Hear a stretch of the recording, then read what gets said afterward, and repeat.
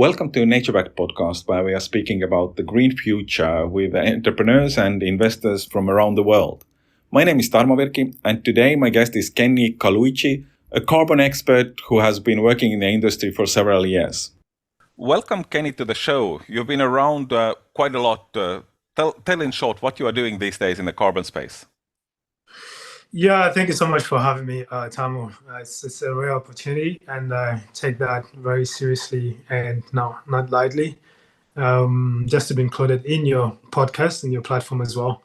I think I've been doing quite a lot of things.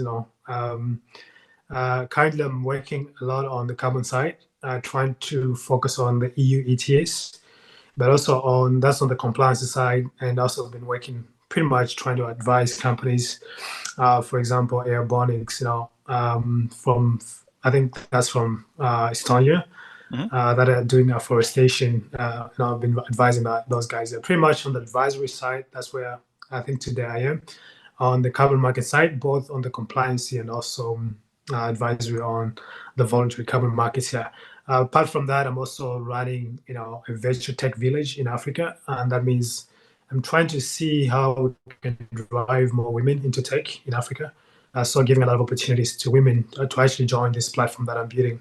And we're targeting really, really women leadership into this platform within IT. That's economic inclusion, but also social inclusion as well. There's a huge gap of women not in tech, and I think that also contributes to the retardation of growth in Africa. Yeah. When you're developing a carbon credit project, you need to go obviously through Gold Standard or Vera, and in there's like a PDD that you need to make sure that you're filling. And I think now my question is on the impact of that PDD, right? So there is on the Gold Standard, assessments. It's like you need to meet gender sensitivity, and your project has to include more women to the project, which is great, and creating jobs. So they need to tick at least 3 SDGs with, obviously the climate, the creation of jobs. I think most of these $10 million projects, there's only 10 jobs that are created in that place. Only 10 jobs out of this huge project, $10 million, emissions reduction project, right? So we don't see those. I think those numbers are less, and I would love to see if Gold Standard could really push that envelope to make sure that the reason, if the project X has 10 million, they should create at least, even 100 plus jobs or 200 jobs, But most of these, are like permanent roles. It's like very, freelancing approach into job creation that actually create permanent jobs. So definitely women included in these jobs as well. And I think that's really critical to make sure that you bring equity, right? Because the money obviously comes back to Europe, but then only 10 people were recruited out of the 10, 20, $15 million project. I don't find that very fair, right? So Absolutely. I definitely want to see more numbers on job creation. Obviously, there's a substantial, in terms of like emissions reduction, I think that actually works. But with the job creation and those other SDGs, I think there should be, a benchmark to say you need to make sure that there is a substantial number there than just creating 5 jobs out of the $20 million projects. So yeah, I think that's what I wanted to kind of reflect on. I think it's I love the Gold Standard mechanism here. The thing I remember hearing from someone that the classical carbon project is that it's a 2080 project where 20% goes to original, either the land or the people or where it's actually the value is created, and 80% is going to all the middlemen in the chain who are creating the projects, paying for the projects, delivering the credits. That sounds really unfair. Yeah, you're right. I don't definitely. It's a right observation, Tamo. I don't get it as well. It's very unfair. I think most of the people that develop projects should get more, obviously, but also people that are investing in the project should actually have something, right? But I think the problem is that value chain, which is very complex when you're getting these carbon credits, right? Yeah. All these kind of people that are doing verification, validation, which is actually very important. But everyone is getting a cut from that, right? And then the broker gets about 20 to 25%, in the revenue share model. And then, by the time, like you said, right, only kind of like a very minimum number of revenues that goes back to the people that actually build these projects. Mhm. So I think that is a little bit very unfair. I would definitely agree with you. I don't find that to be a very sustainable approach in how this market should move. I think if we want to create impact, we should definitely focus on project developers. Right now, we want to take out poverty, creating impact. A lot of the revenues in the carbon industry are staying with the kind of with the chain, but the which would make a lot of sense because in a way it's as you were saying, transparency is the key in this industry, and it's really, for me, the carbon industry challenge is really a lot about trust.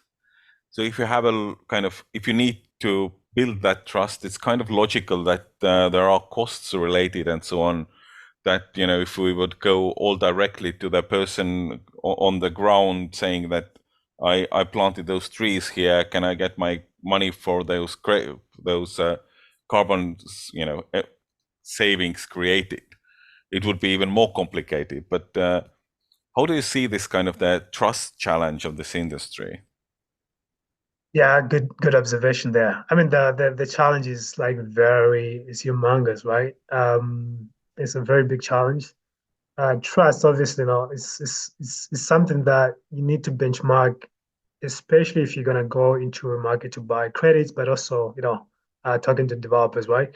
There's been a lot of scamming over time, and that obviously, if you're a corporate company, there's a lot of reputational risk, right, to get involved directly.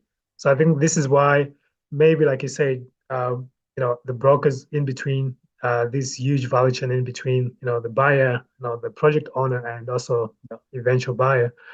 There's a lot of, middlemen there that are pretty much, trying to get a cut, and then, another one, and, but trust. So what we are seeing, obviously, in that view is that the brokers are creating the trust with the project developers, but and then the corporate companies, obviously the end buyers are trusting that the brokers, they have done the right thing.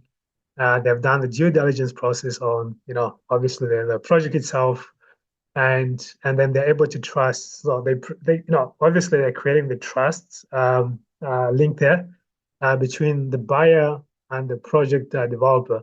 This is why you see there's a lot of people in that value chain that are trying to get something out of it, right? So Mm. building a trust, obviously, there is an opportunity to build a trust based market model directly with product developers, right?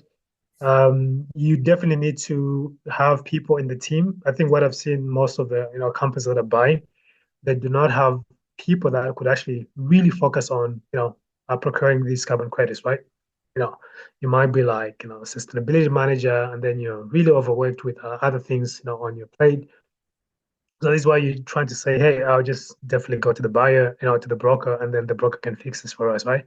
I think that has to change. I think if there is teams, within corporate companies or end buyers, to make sure that they are really focused on, I mean, it could be people in the procurement department there or supply chain department that could be trained, skilled to make sure that they're actually going in and actually purchasing directly from the project developers.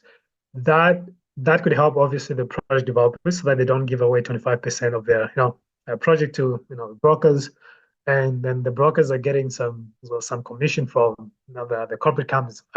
So you see how the money actually goes off, like disappears, Mm. because there's just so many middlemen in this market, and I wouldn't subscribe to that one. I think companies could build trust, but building trust obviously it's creating the culture of trust, between the products that you want to buy in, or and also understanding pretty much doing the pretty much proper due diligence on those process project directly than going through a broker, right?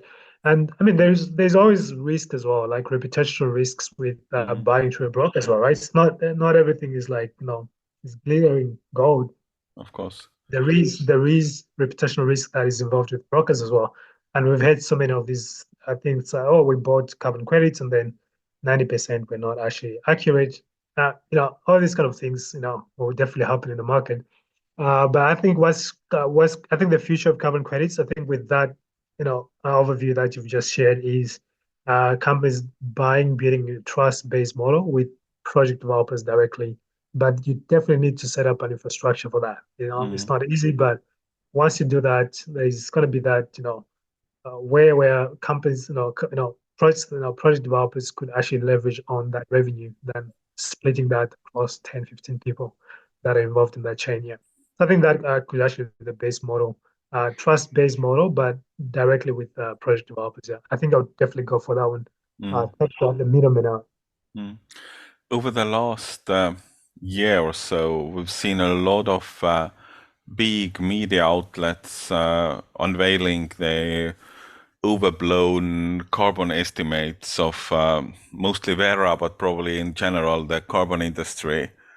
How do you see these reports? How have they what has been their impact? I mean, I think from one side it's clear that it is hitting the already fragile trust in the industry. From the other side, it's clear that you kind of need media to break the bubble anyway. Yeah, that's a very hot one, Tamu, right? It's a great overview. It's a great observation there. I think everybody sees that, right? Mm, I think it's lack of transparency, and that volatility of the market itself. That obviously causes that volatility of the market. And, with all these controversies, I think that actually harms the market more. I mm, know it's just like, sort of injury here. It's just, it doesn't give the market a great impression. I think it also scares a lot of people and companies to actually buy into this market, right? mm, Because it's just so much risk there. mm, There's a reputational risk, there's liquidity risk. You might actually lose out money if you actually bought carbon credits worth $3, $4 million, right? And then yeah. those were actually not legit. And I don't think there's a lot of insurance involved in that, or underwriting for those um, you know, purchases. Eventually you lose out on, Mm, money, because then you bought credits that were not actually validated, that were not legit. So I think there is that controversies that are happening within the market. Obviously, we saw the big one with Vera, 90%, which was a red plus.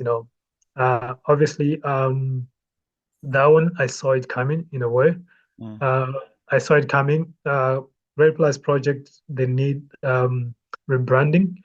I don't think the it's more biodiversity, right? If you look at Red Plus, you're increasing biodiversity. You definitely want to do to make sure that those trees are not cut down by farmers or people mm, that are trying to leverage from that to make a living.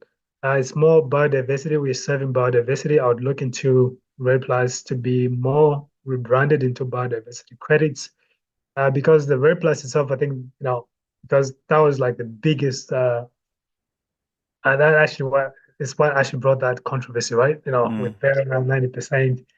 Definitely, even when they're trying to fix the methodologies and everything, I don't think Red Plus should actually continue to exist as Red Plus projects. I think more biodiversity. mm. The trees are there. You can't prove, if those trees are going to be cut and what kind of emissions. And, I don't Yeah, subscribe to Red Plus projects. Yeah. yeah. But I think, with that, if there's change in that direction where they could be rebranding and also trying to see what is actually, real, and, how to make sure that we give the right, methodologies to the right things, then avoided emissions for me, there's still a lot of question marks on that. Mm. So I think that brings a lack of trust in the market, lack of transparency, obviously, and obviously it's going to hit the market so hard. Yeah. The future and the biodiversity and the kind of link between the carbon and the biodiversity are really interesting. We will continue the discussion after these short messages from our sponsors. Welcome back, Kenny. We were stopped when we were talking about the biodiversity and the carbon credits and Red Plus programs. Do you think the biodiversity will become part of carbon projects, or will we see the totally independent biodiversity credit market emerging? Great question. I think I would definitely want to see the biodiversity credit market actually emerging. We scrap off red plus and make sure that we protect obviously the trees that are still standing today, and also the life in those trees, right? Now Mm, the biodiversity in those trees, the species, and I think that should actually be that market should actually be the rising market and something that actually could actually bring a lot of trust as well in the market. You know, we can't cut trees. Obviously, that's the no-brainer. I think obviously we should plant more trees and also save the trees that we have today. But obviously, there is carbon sequestration in that, carbon capture. Obviously the trees that are today, but also planting more trees as well, right? I think that's going mm, to be very key. With biodiversity market, I think carbon credit market. I think I'll definitely up for that one to see how that could actually grow, and with a very very also making sure that it's a very liquid market as well for mm, these type of credits. I would definitely, vouch for biodiversity credit than avoided emissions credits, right? It's that is really key. So we need to make sure that nature, survives mm. and Absolutely. protecting that nature and across not just in Brazil but across the world. Mm, I think that's going to be very key. But I think the biodiversity, but a very sound and very thriving market for biodiversity market credit market. I think that's going to be very important. Yeah, I see mm, that. Hopefully, that could be pushed so hard than pushing Red Plus and all these kind of things. Like I said, rebrand Red Plus to biodiversity and then push the make the market a little bit more liquid. Yeah. mm. Do you think, or what could be the biggest lessons for this emerging biodiversity market from carbon market?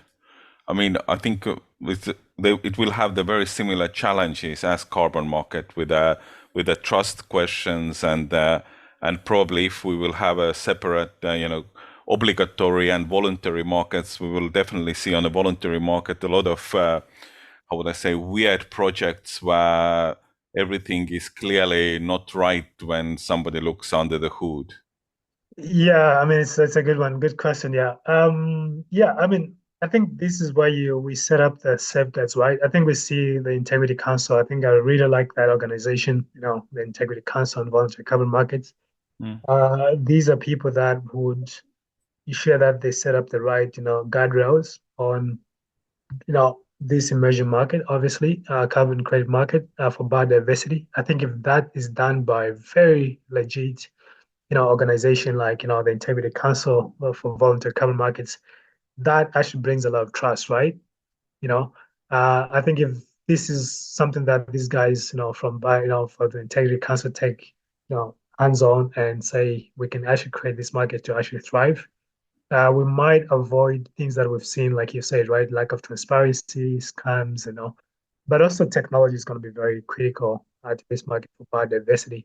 And I see like blockchain, obviously, mm, satellites, tracking GIS systems, where we actually see the forest thriving and ensuring that we actually set up safeguards, to make sure that, it's actually legit and also there's a process of due diligence on whatever projects that we develop for biodiversity. Yeah.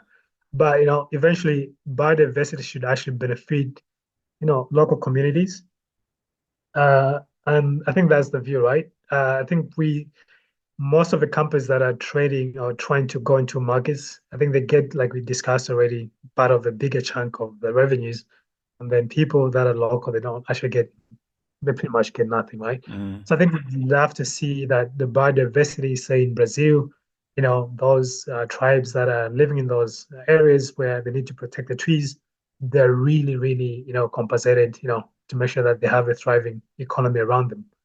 And, it's not just, oh, we have this forest and then the money comes back to Europe or goes back to, to the US or other places. I think we want to see more. If we are protecting a forest, we should definitely ensure that those credits that are there for biodiversity, most of it actually benefits the local people, right? mm, I think I'll definitely argue for that one. So I think, like, let me just conclude on that one. I say the Integrity Council for Voluntary Carbon Markets, very important organization. If they set the guardrails, for making sure that this market can thrive and avoid these, controversies that we've, gone through over the years. I think the market for biodiversity could be a really thriving and, bullish market. Yeah. Should we have a separate integrity council for biodiversity? Good question. Good question. I know there's a lot of organizations on biodiversity, but there could be that approach as well. WEF. They have pretty much been driving this biodiversity. Obviously, to make sure that they some of the projects monetize from that. Uh, there could be not really a separate one, but I think with the experience on the carbon market side, there could be like a blend of, the biodiversity market, but also like the very core carbon market as well. To kind of like, with the Integrity Council, for example, to make sure that they build methodologies and, they build guidelines on how this market should actually play, right?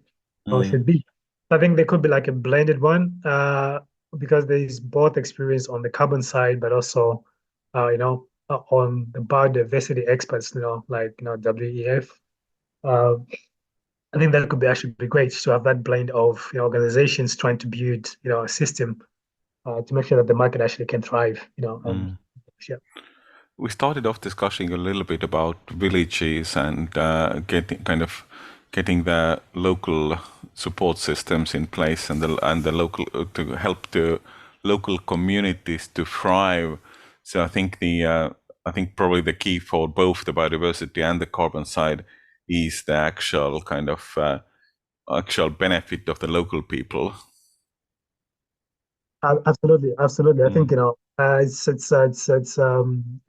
think the focus right now obviously is carbon finance, right? So places where from the global north, to the global south, we need to see that, but also making sure that those local people actually benefit from these projects, and they get a big chunk of the revenues, within that realm. Yeah. So I think that's going to be very key to make sure that it's actually the local people benefiting more, because that's when we check those boxes, right, for impact, for sustainable development.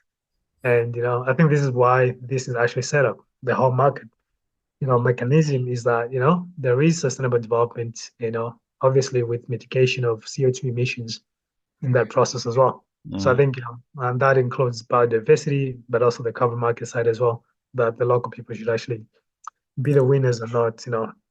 If we really make it a little bit more, transparent, that there is pricing and all these kind of things that are more visible, I think we'll see a great market space for both carbon emissions credit market, but also the biodiversity credit market as well. I like, for example, with fair price, fair trade. I don't know if you know about this organization. Yeah. Yeah, they have very good prices, right? You can see that the mechanism on fair trade pricing on carbon, which is a commodity, is actually great. It benefits 10% out of the whole transactions. When you split, still goes back to the project owner, right? That's actually great. You see that level of price structuring that actually benefits the project owners. I think I would definitely encourage that people actually buy from those types of if you really want to buy carbon credits, fair trade, it's very critical to make sure that it actually benefits people that actually build the project, the project owners.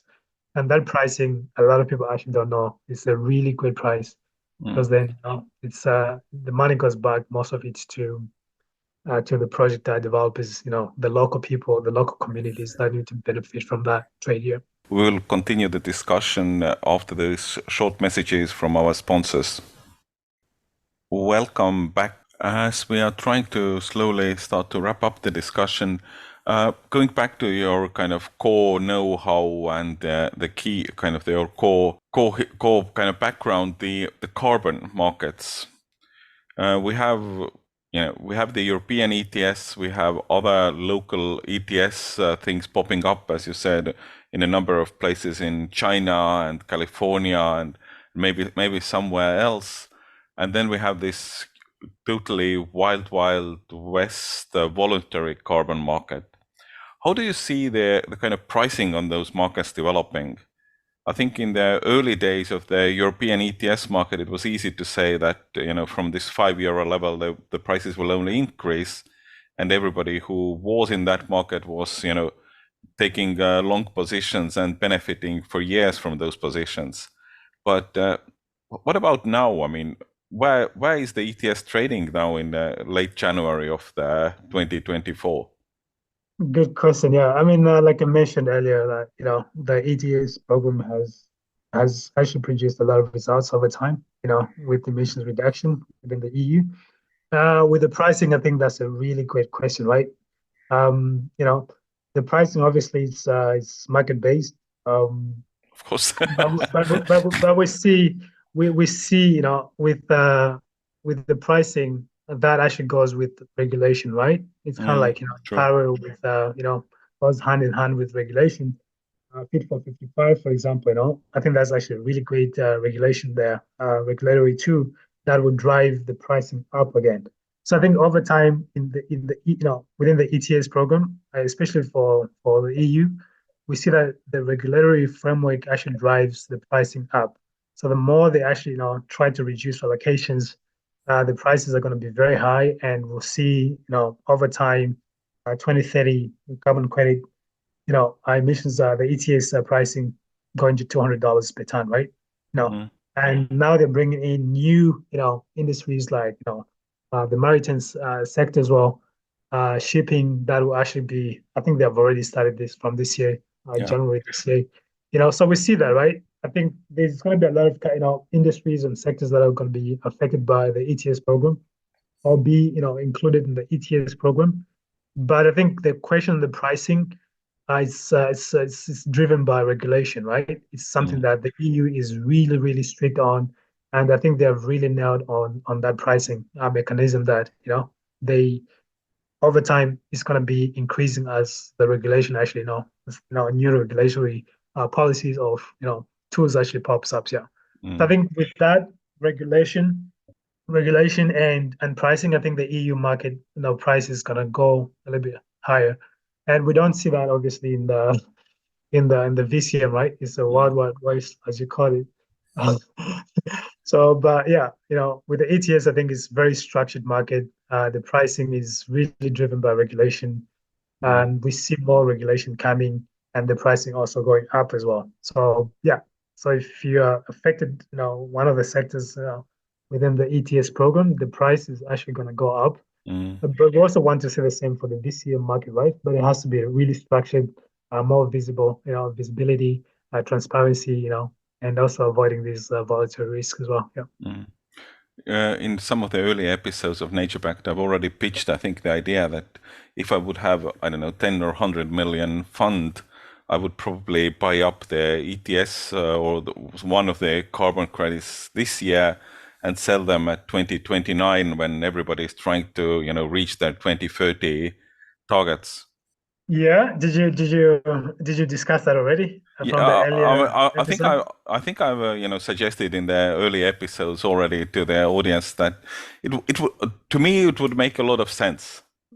Yeah, it makes a lot of sense, but I think it's a very structured market. Mm. To get a trading account,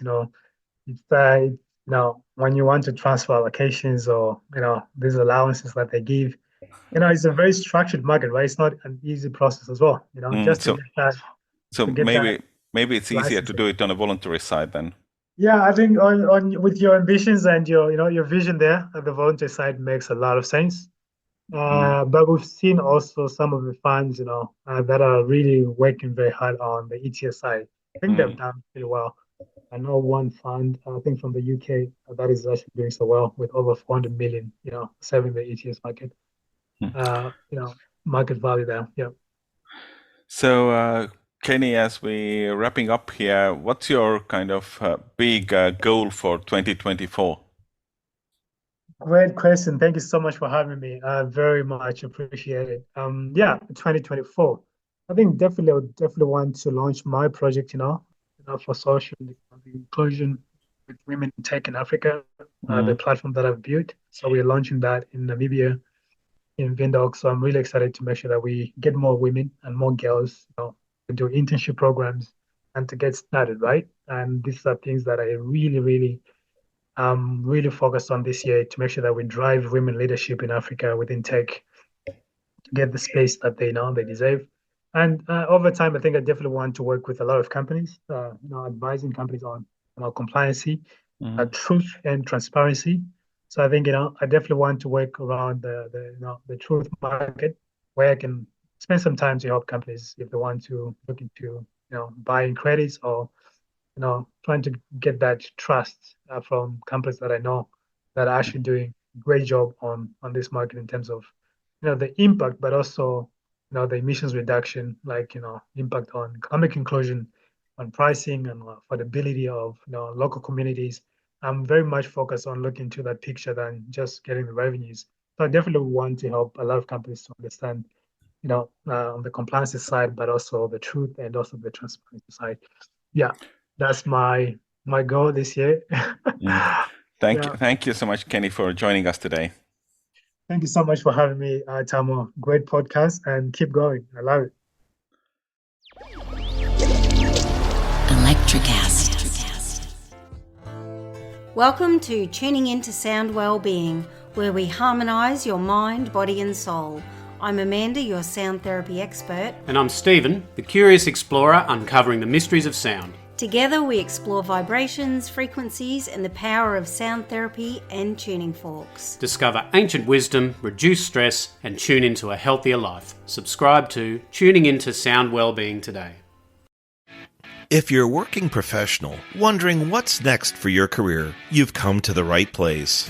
Whether you're looking for a promotion, growth, or a potential career transition, look no further. With over 30 years working in a variety of industries, I share my insider knowledge with those ready to get ahead on Career Advancement with Craig Ansell. Tune in to get your strategies for success.